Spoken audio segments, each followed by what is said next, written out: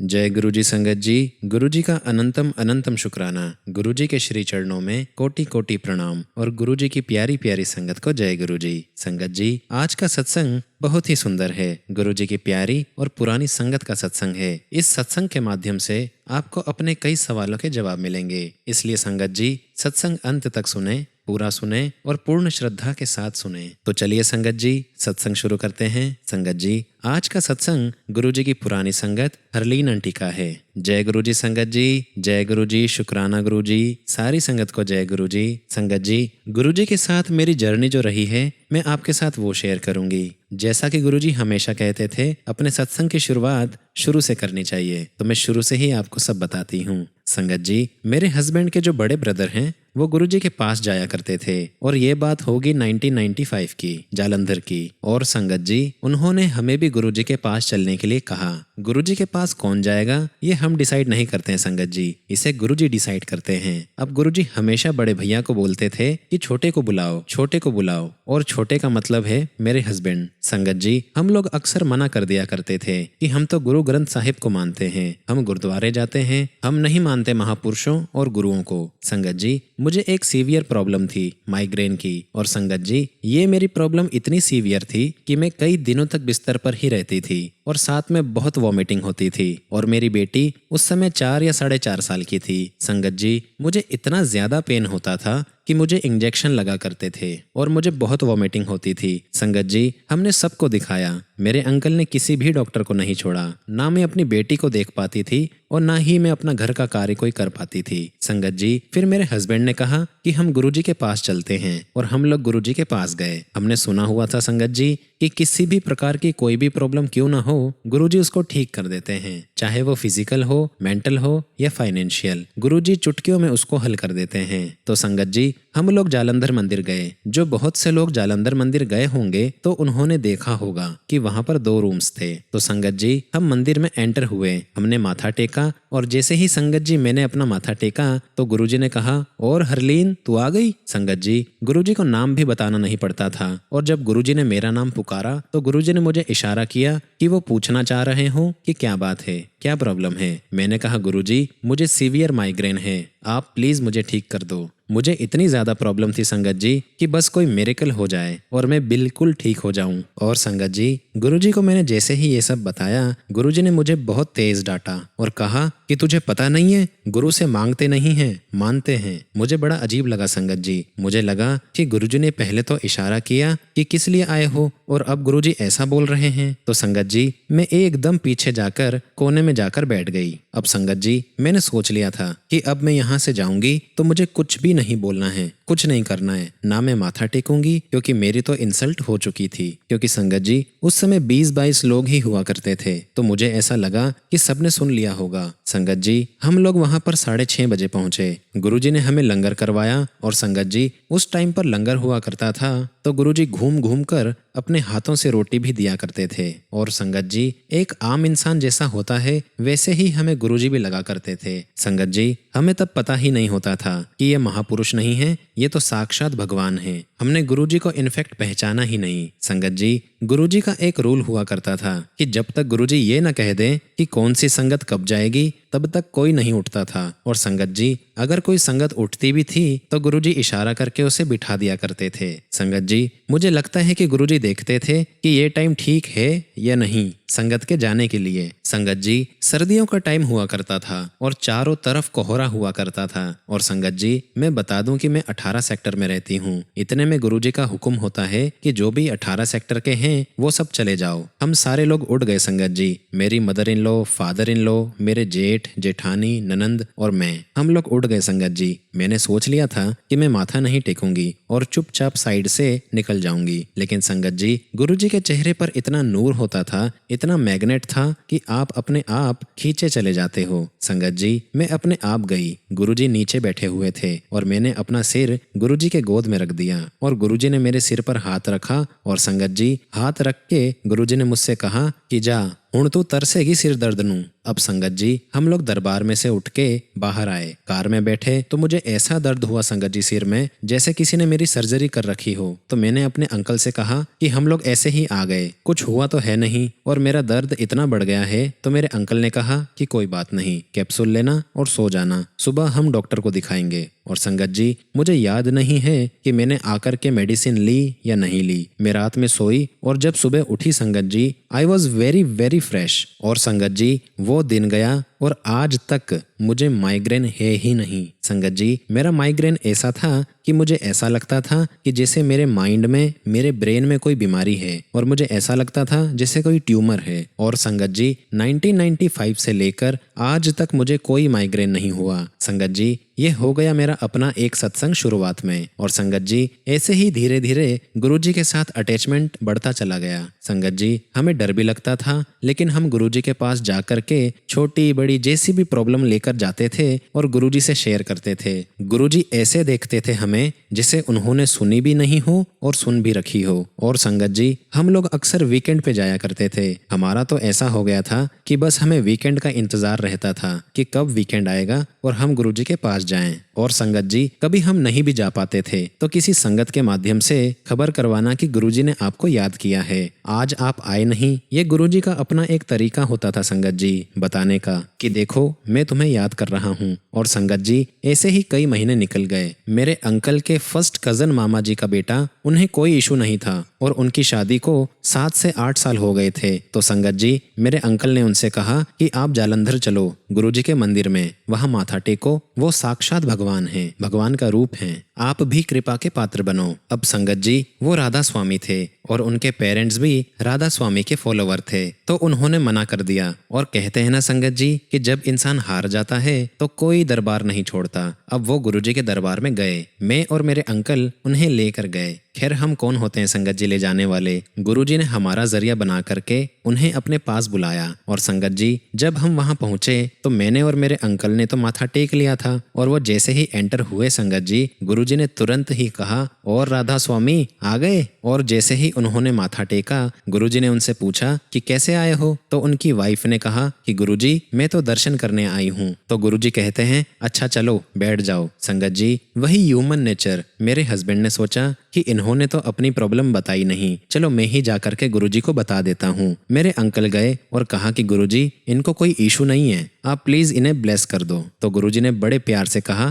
कि आया करो। और संगत जी गुरुजी के इन शब्दों से उन्हें इतनी पॉजिटिव वाइब्स आई कि वो दोनों हस्बैंड वाइफ गुरुजी के पास जाने लगे। अब संगत जी ये लोग ऐसे ही जाते रहे और एक दिन गुरुजी ने उनकी वाइफ से पूछा कि तुमने कोई अल्ट्रासाउंड करवाया है, कोई टेस्ट करवाया है। तो उन्होंने कहा कि नहीं गुरुजी। तो गुरुजी ने कहा कि जाओ कल करवाना। अब संगत जी अगले दिन उस लेडी ने अपना टेस्ट करवाया और संगत जी वो टेस्ट पॉजिटिव आ गया और आज की तारीख में उनकी 2 बेटियां हैं और दोनों ही बहुत इंटेलिजेंट हैं एंड ब्लेस्ड बाय गुरुजी। संगत जी ये जो केस मैं आपको सुना रही हूँ ये पीजीआई तक में कह दिया था कि आपको कभी बच्चे नहीं हो सकते, आप एडॉप्ट कर लो। इवन वो जहाँ जहाँ गए, जितने भी डॉक्टर्स के पास गए, सबने हाथ खड़े कर दिए थे। संगत जी ये जो सत्संग मैंने आपको सुनाया हमारे यहाँ पर अग्रवाल भवन है, वहाँ मैंने सत्संग शेयर किया था। दोबारा मैं आपको पीछे लेके जाऊंगी संगत जी, लेकिन ये बात शेयर करना जरूरी है। अब तो संगत जी मैं बहुत अच्छे से सत्संग शेयर कर लेती हूँ। पहले तो मुझे इतना कॉन्फिडेंस भी नहीं था, मैं बहुत डरती थी और मेरी आवाज भी कांपती थी और ये सब गुरुजी ने ही ठीक किया है संगत जी। अब वहां पर मुझे बोला गया कि आप अपना सत्संग शेयर करो। तो मैंने अपने अंकल से कहा कि 2-2.5 हज़ार की संगत है, मैं यहाँ पर कैसे अपना सत्संग शेयर करूंगी। तो मेरे हस्बैंड ने कहा कि नहीं कोई बात नहीं, मामा जी का जो बेबी वाला इशू है आप उसी सत्संग को शेयर कर दो। मैंने गुरुजी से कहा कि गुरुजी आप ही चलो, आप ही सत्संग शेयर करवाओ, मेरी तो आवाज कांपेगी। संगत जी जो भी सत्संग अभी मैंने आपके साथ शेयर किया है वो पूरा सत्संग मैंने वहां पर शेयर किया। ये संगत जी 2018 की बात है। और संगत जी जब मैं इस सत्संग को शेयर करके अपनी सीट पर जा रही थी तब एक आंटी ने मुझे कहा कि ये आपने सत्संग मेरे लिए शेयर किया है तो मैंने कहा कि गुरुजी पर विश्वास करो और मैंने जय गुरुजी कहा संगत जी, और मैं अपनी सीट पर जाकर बैठ गई। संगत जी, मैं जिस लोकेलिटी में रहती हूँ वहाँ पे कई घरों में गुरुजी के रेगुलर सत्संग होते हैं। उस लोकेलिटी के सत्संग में जब मैं वहाँ पर गई तो वो लेडी वहाँ पर आई हुई थी।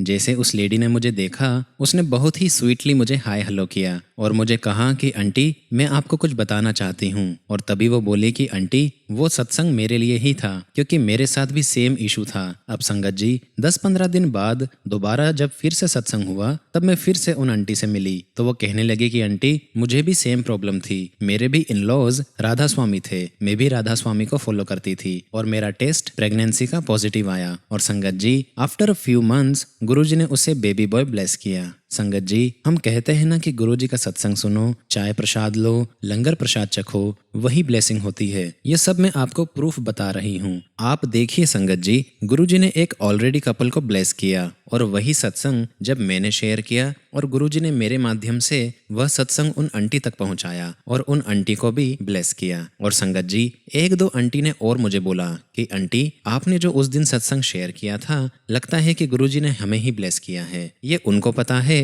और गुरुजी को पता है, क्योंकि मैं उनसे मिल नहीं पाई, शायद उन्हें बेबी हो गया होगा। संगत जी, मैंने 2018 की बात आपसे शेयर की है। अब मैं थोड़ा बैक में जाती हूँ। यह मेरा अपना सत्संग है संगत जी। मैं, मेरे हस्बैंड, मेरे इन-लॉज, हम गुरुजी के पास रेगुलर जाया करते थे। एक बार ऐसा हुआ संगत जी कि मैं नहीं गई, मैं टीचिंग लाइन में थी, मैं स्कूल में पढ़ाती थी, मैं उस टाइम पे नहीं जा पाई संगत जी। तो गुरुजी ने मेरी जेठानी को कहा कि अपने घर वाले को बोल कि बाजार से गुलाब जामुन या लड्डू लेके आए, 1.25 किलो लड्डू लाए। तो मेरी जेठानी ने पलट कर पूछा नहीं संगत जी, क्योंकि हमारी इतनी हिम्मत नहीं हुआ करती थी कि हम गुरुजी से पलट कर सवाल करें। तो मेरी जेठानी थोड़ी देर में आके कहती है कि गुरुजी वो तो मिल ही नहीं रहे हैं। तो गुरुजी ने कहा कि तू जा छत पर जाकर देख, वो छत पर बैठा हुआ है। अब मेरी जेठानी ऊपर गई और जेठ को सारी बात बताई और जेठ जी जैसा गुरुजी ने कहा था मार्केट से वैसी मिठाई लेकर आए। और जब वो मिठाई लेकर आए तो गुरुजी ने कहा कि संगत में बांट दे। तो जब वो बांटने लगे संगत जी, तो गुरुजी कहते हैं कि पूछ तो ले कि मैं क्यों बंटवा रहा हूँ। तो गुरुजी कहते हैं कि तेरी देवरानी के घर बेटा आने वाला है, यानी कि मेरे घर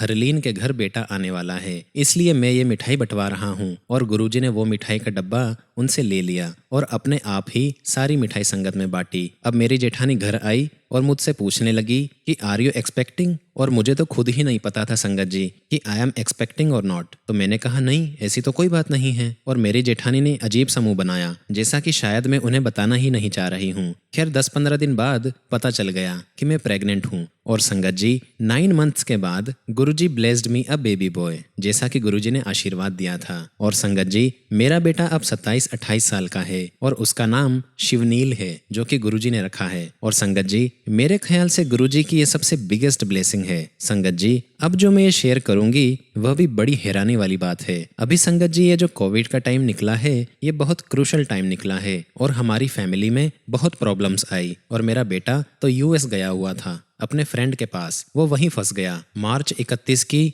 जो उसकी फ्लाइट थी वो कैंसिल हो गई और उसको वहीं पर रहना पड़ा। संगत जी मेरी बेटी जब प्रेग्नेंट थी, अभी 2 ऐसी प्रॉब्लम्स थी कि क्या होगा समझ में नहीं आ रहा था। और उधर बेटा यूएस में फंसा हुआ था, यूएस में कोविड के केसेस ज्यादा थे और इधर मेरी बेटी की प्रेगनेंसी का टाइम था और जुलाई में उसकी डिलीवरी थी। अब संगत जी आप बड़े हैरान होंगे ये सुनकर कि मेरी जो बेटी है वो अस्थमैटिक है और उसको अस्थलीन का पफ लेना पड़ता है और उसे स्टेरॉइड्स के डोजेस भी लेने पड़ते थे। तो संगत जी जब उसका डिलीवरी का पता चला, प्रेगनेंसी का पता चला, तो मैं थोड़ी सी घबरा गई। मैंने गुरुजी से कहा कि गुरुजी वो थोड़ी एस्थमेटिक है और ये सारी प्रॉब्लम्स हैं। संगत जी मैं गुरुजी से वैसे ही बात करती हूँ जिससे मैं सबसे नॉर्मली चलते फिरते बात करती हूँ। मैं गुरुजी से वैसे ही सारी बातें अपनी शेयर किया करती थी और आज भी ऐसे ही करती हूँ। तो मैंने गुरुजी से कहा कि गुरुजी ये सब कैसे होगा। तो उसकी प्रेगनेंसी में डॉक्टर ने पर्टिकुलर कहा कि वो पफ ले सकती है, बाकी दवाइयां उसको अलाउड नहीं है। लेकिन संगत जी मुझे ये भी डर था कि बच्चे के ब्लड में तो जाएगा ही। तो मैंने कहा कि गुरुजी आपके ही बच्चे हैं, आपको ही संभालना है, मुझे नहीं पता। संगत जी, आप शायद बिलीव ना करें, थ्रू आउट द 9 मंथ्स मेरी डॉटर ने एक बार भी पफ नहीं लिया। और संगत जी, एक बात और, जब उसकी प्रेगनेंसी का समय था तो उसके दांत में बहुत तेज दर्द था। उसमें भी एक्सट्रैक्शन में भी दवाइयाँ दी जाती हैं, एंटीबायोटिक्स दी जाती हैं। तो जब मेरी बेटी को ये प्रॉब्लम्स आई तो डॉक्टर ने कहा कि अभी तो सेकंड सेमेस्टर चल रहा है, let's wait for the third semester. उसमें शायद एक्सरे भी अलाउ हो जाता है और हम आपको थोड़ी मेडिसिन भी अलाउ कर देंगे। अब फिर डर बैठ गया। बेटी ने भी गुरुजी से अरदास की कि गुरुजी, अब मुझे ये सब नहीं करवाना। अब संगत जी, हमारे परिवार में सब ऐसे ही हो गया है कि चाहे कोई भी हो, गुरुजी से सब सारी बातें करते हैं और गुरुजी अक्सर कहते हैं कि मांगो नहीं मानो। और हम तो चलते फिरते गुरुजी से हर बात, हर प्रॉब्लम शेयर करते हैं। तो मेरी बेटी ने गुरुजी से हाथ जोड़ के कहा कि गुरुजी, मुझे तो ये प्रॉब्लम आ गई। और संगत जी, गुरुजी ने वो प्रॉब्लम भी सॉल्व कर दी। आज तक जो उसको रूट कैनाल का प्रॉब्लम आया था वो अपने आप ही डिसॉल्व हो गया, सॉल्व हो गया, उसे कराने की जरूरत ही नहीं पड़ी। और संगत जी, अब उसके जो लास्ट 5 मंथ्स थे कोविड में, वो भी गुरुजी ने बड़े आराम से निकाले। अब संगत जी, आ गया जुलाई और जुलाई में उसकी ड्यू डेट थी। जुलाई में उसके 9 मंथ्स पूरे हो गए थे। और संगत जी, हम सभी के मन में बड़ा एक्साइटमेंट था कि देखो गुरुजी का जो मंथ है जुलाई, उसमें हमारे घर में एक बच्चा आने वाला है। संगत जी, मेरी बेटी की जो मदर इन लॉ है वो सोचा करती थी कि कोई पर्टिकुलर डेज उनको चाहिए था, कि ट्यूसडे हो या वेनसडे हो, ऐसा कुछ बोला करती थी कि इस पर्टिकुलर डे को ही हो। तो मैंने कहा कि नहीं, आप कुछ भी मत सोचो, गुरुजी को जो देना होगा, जिस समय देना है, गुरुजी दे देंगे, वो गुरुजी निर्धारित करेंगे। आप इतनी चिंता मत कीजिए। गुरुजी कोई पर्टिकुलर डे नहीं मानते, कोई स्टोन्स नहीं मानते। गुरुजी अक्सर सबको पहनने के लिए मना करते थे और कहते थे कि अगर पहनना है तो डायमंड पहनो। और गुरुजी जिसको कहते थे कि डायमंड पाओ, उसके हाथ में किसी न किसी तरीके से डायमंड आ ही जाता था। अब संगत जी, जुलाई 1 हो गया, 2 हो गया। हम लोग 6 जुलाई को अपनी डॉटर से मिलने के लिए गए तो मेरे अंकल ने कहा कि अभी देखो जाते हैं, टाइम तो आ ही जाएगा, तुम थोड़े दिन उसके पास रह लो, मैं तुम्हें छोड़ आता हूँ। अब मेरी बेटी जालंधर में रहती है संगत जी, तो हम लोग जालंधर उसके पास 6 जुलाई को आ गए। अब संगत जी, जब मैं उनके यहाँ पहुंची 7 जुलाई को सुबह अर्ली मॉर्निंग 3 बजे मेरी बेटी का मेरे मोबाइल पर फोन आता है कि मम्मी आप मेरे कमरे में आ जाओ। और जब मैं वहां पर गई संगत जी, उसकी मदर इन लॉ भी वहीं पर थी और मैंने देखा कि उसका जो वाटर बैग था वो बस्ट हो गया था। एंड कैन यू इमेजिन संगत जी, अभी ड्यू डेट बाकी थी और उसका अर्ली ही उसका वाटर बैग बस्ट हो गया था। हम उसको तुरंत हॉस्पिटल लेकर गए और sangat ji, she delivered a baby boy. And again sangat ji, this is a very big blessing for us and our family. इससे बड़ी ब्लेसिंग क्या होगी संगत जी कि गुरुजी ने अपने ही बर्थडे वाली डेट पर हमें ब्लेस किया और बता दिया कि मैं हर पल तुम्हारे साथ हूँ। और 7 जुलाई जो हर संगत के लिए एक बहुत बड़ा दिन होता है। संगत जी, ऐसे कितने सारे सत्संग मेरे साथ हैं। ऐसे ही कोविड का टाइम था संगत जी, और गुरुजी के बहुत करीब के सेवादार अंकल हैं, नवराज अंकल, वो चंडीगढ़ में रहते हैं। संगत जी, उस समय मैं बहुत अपसेट थी। शायद ये मई या जून का महीना था और उधर मेरा बेटा नहीं आ पा रहा था, इधर मेरी बेटी की प्रेगनेंसी थी। और संगत जी, मैं अपनी बेटी के पास जा नहीं सकती थी। कोविड का समय था तो मुझे लगता था कि कहीं मैं ही कोविड पॉजिटिव होकर के उसके पास कोविड ना ले जाऊं। तो मैं गुरुजी से अरदास किया करती थी संगत जी कि गुरुजी अब आप ही कुछ करो। और संगत जी, मैं गुरुजी से बोला करती थी कि गुरुजी आप कर भी रहे हो कि नहीं कर रहे हो ना। संगत जी, हम लोग कितने सेल्फिश हो जाया करते हैं। गुरुजी हमें कितनी सारी चीजें ब्लेस करते हैं, कितना हमारा सब कुछ काम करते हैं, उसके बावजूद हम इतने सेल्फिश हो जाया करते हैं संगत जी। हमें लगता है कि बस गुरुजी हमारा ही सब कुछ करते जाएं। और जब मैं अपने हस्बैंड को देखूं तो उनकी भी आंखों में आंसू आ जाते थे संगत जी। तो मैंने कहा कि गुरुजी अगर आप हमारी बात सुन रहे हो ना, तो किसी के भी थ्रू, चाहे नवराज अंकल के थ्रू ही हमें बता दो कि आप हमें सुन रहे हो। तो संगत जी, मैं अपने घर के मंदिर में बैठी हुई हूँ और मेरे मोबाइल पर शब्द चल रहा है। जब मेरे मोबाइल पर शब्द चलता है संगत जी, तो मेरे अंकल का मोबाइल फ्री रहता है। तो मेरे अंकल बोलते हैं कि देख जरा नवराज का फोन आ रहा है, और 2-3 बार आया होगा संगत जी। मैंने देखा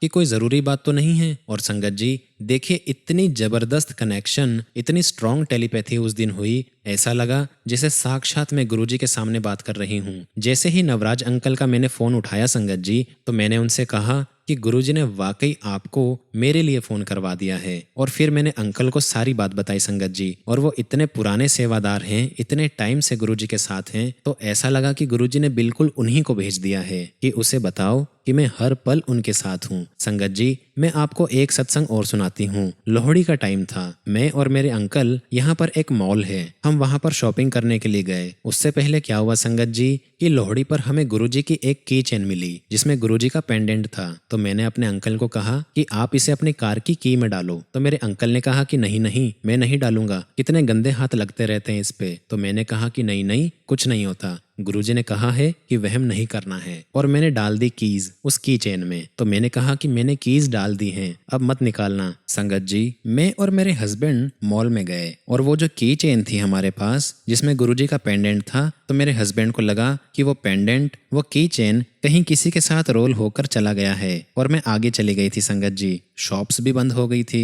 हस्बैंड ने कहा कि तुम चलो, मैं आ रहा हूँ। तो मैंने फोन लगाया कि बहुत देर हो गई है, आप आए नहीं, क्या हुआ? तो बोलते हैं कि वही हुआ जिसका डर था। तो मेरे अंकल ने कहा कि वो जो पेंडेंट है वो रोल होके कहीं चला गया है, मैं उसे ढूंढ रहा हूँ, मुझे मिल नहीं रहा है। तो मैंने कहा कि ठीक है, आप चलो, कोई वहम मत करो, गुरुजी वहम करने के लिए मना करते थे, आप आ जाओ। और मुझे लग रहा था संगत जी कि आज तो मुझे बहुत डांट पड़ने वाली है, क्योंकि इन्होंने मना करा था कि देखो बेकदरी होती है, और हो गई ना। तो मैंने गुरुजी से अरदास की कि गुरुजी आज तो मुझे बहुत डांट पड़ने वाली है, आप ही बचाना। और संगत जी, जब अंकल वापस आए तो हम दोनों के बीच इस प्रकार की कोई बातचीत नहीं हुई। संगत जी, 2 या 3 दिन के बाद हमारे घर पर सत्संग था और संगत जी उस दिन मेरे अंकल कहते हैं कि आज तो मैं सत्संग शेयर करूंगा। तो मैंने कहा कि करो आप सत्संग। तो संगत जी, अंकल ने अपने सत्संग में शेयर किया कि अगले दिन जब वो कार का डैशबोर्ड खोल रहे थे तो जो रोल होके पेंडेंट गुरुजी का चला गया था, हमने बहुत ढूंढा,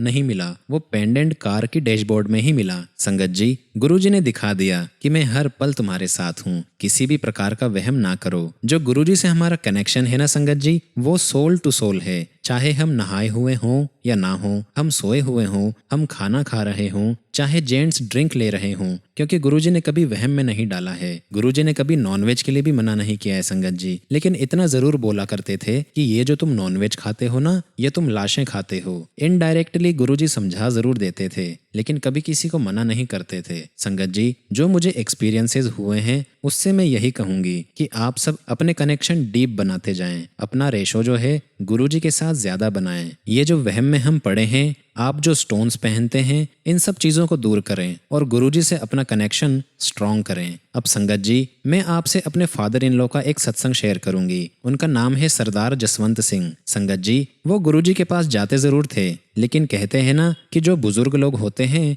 वो कहते हैं कि मैं तो सिर्फ गुरु ग्रंथ साहिब को ही मानता हूँ, ऐसा वो बोला करते थे कि लेट्स ट्राई। तो संगत जी, आपने कई बार सुना होगा कि गुरुजी हवा में ही अपना डिवाइन प्रसाद प्रकट कर दिया करते थे। तो एक दिन मेरे फादर इन लॉ गुरुजी से कहते हैं कि गुरुजी, ये जो आप डिवाइन प्रसाद प्रकट करते हो ना, आज मैं देखना चाहता हूँ कि आता कहाँ से है। तो मेरे फादर इन लॉ को कभी लगता था कि कहीं साइड वाली किसी ट्रे में रखा होगा, या गुरुजी ने लंबी स्लीव्स वाला कोई चोला पहना है तो स्लीव्स के अंदर होगा, या कोई उनका सेवादार लेकर आएगा। तो ये सारे क्वेश्चंस उनके माइंड में चला करते थे। तो संगत जी, वो कंटिन्यूसली गुरुजी को देखते रहे और थोड़ी देर बाद गुरुजी ने कहा कि भट्टी अंकल आ जाओ। अब गुरुजी ने उन्हें अपने पास बिठा लिया। जैसा आप लोगों ने वीडियो में कई बार देखा होगा संगत जी, गुरुजी उंगलियां फेरते और घुमाते रहते थे, और इतने में ही गुरुजी ने अपना हाथ ऊपर किया और जब हाथ नीचे आया तो गुरुजी के हाथ में एक बहुत बड़ा सा लड्डू प्रसाद था। गुरुजी ने वो प्रसाद अपने एक हाथ से मेरे फादर इन लॉ को दिया था,